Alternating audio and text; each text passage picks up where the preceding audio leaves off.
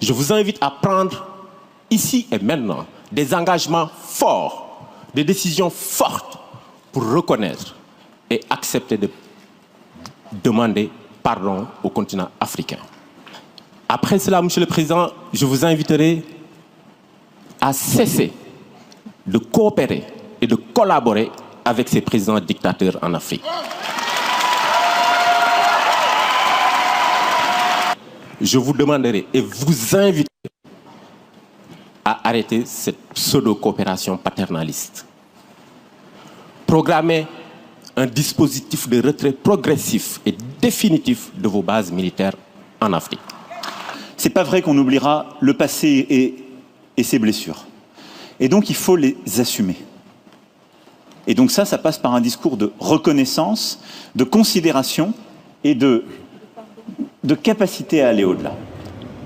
Ousmane, ce ton sans concession, c'est ce qu'attendait, c'est ce qu'espérait peut-être même Emmanuel Macron ? Enfin oui, c'est ce qui était annoncé, un truc sans concession.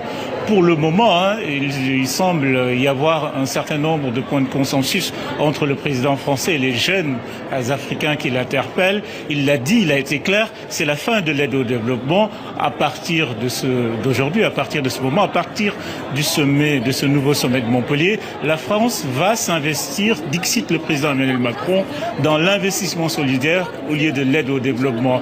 Un certain nombre aussi de propositions du rapport Bembe vont être retenues selon certaines indiscrétions, notamment la construction d'une maison de l'Afrique et des diasporas à Paris et aussi la création du fonds de soutien à l'innovation démocratique en Afrique.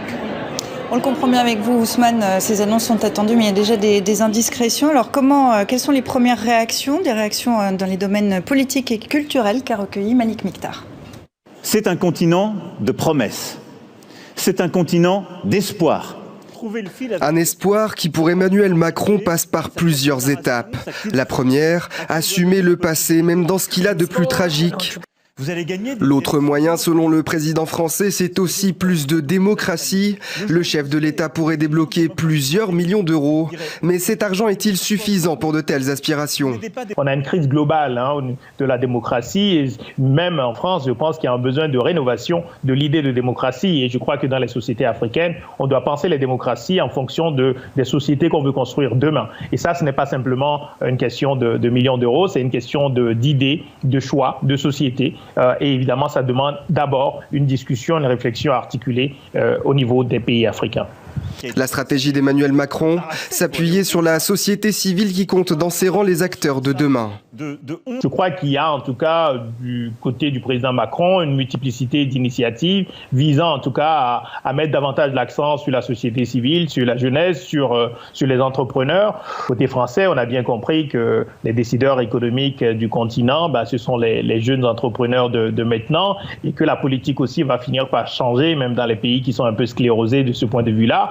Nous avons condamné le coup d'État. Une société civile pas toujours tendre dans ses analyses sur la relation Afrique-France, mais une liberté de parole décomplexée, appréciée par le président Macron, qui, comme à son habitude, répond point par point aux questions de la jeunesse africaine sur sa vision du continent.